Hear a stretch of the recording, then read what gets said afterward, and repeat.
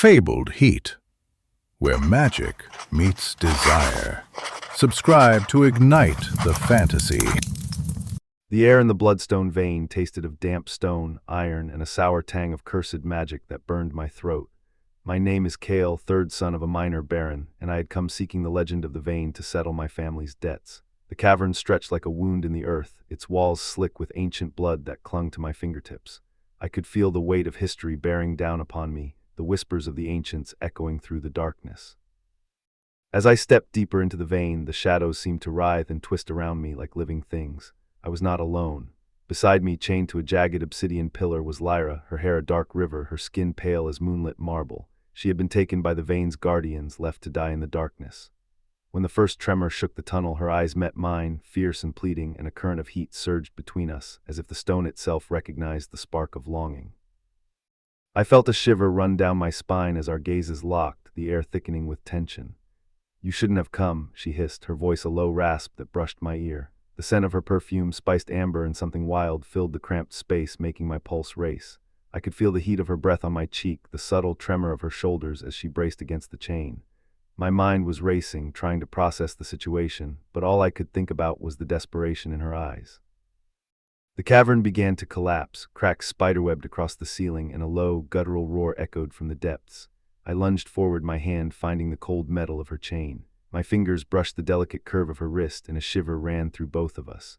"Hold on," I growled, the words raw in my throat. A massive slab of stone crashed down, sending a plume of dust into the air.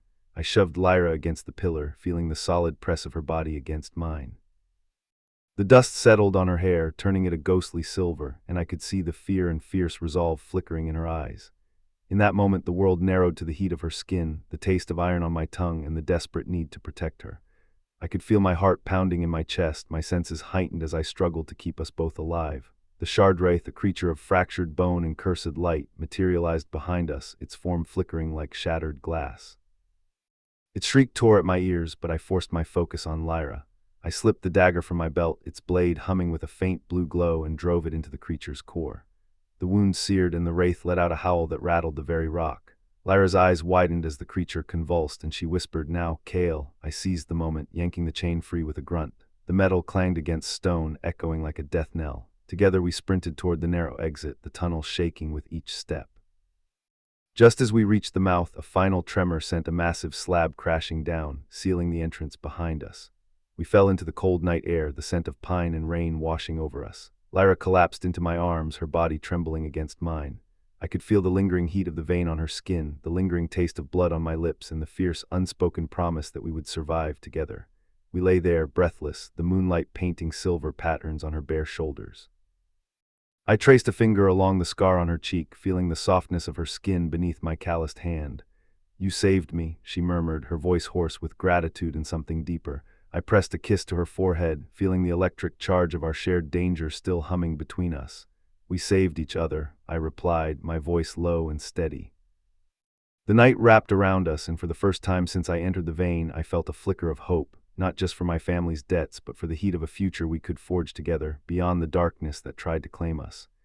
As we caught our breath, I couldn't help but think about the journey that had brought me to this moment, the struggles, the sacrifices, the desperation that had driven me to seek out the legend of the Bloodstone Vein. And now, with Lyra by my side, I felt a sense of purpose that I had never felt before. We would face the future together, no matter what dangers lay ahead. The darkness would not claim us, not as long as we had each other. I looked down at Lyra, her eyes closed, her chest rising and falling with each breath. I felt a surge of protectiveness, of possessiveness, and I knew that I would do anything to keep her safe. The world around us was uncertain, but one thing was clear: we would face it together, as long as we had each other. And as I held her close, I knew that I would never let her go.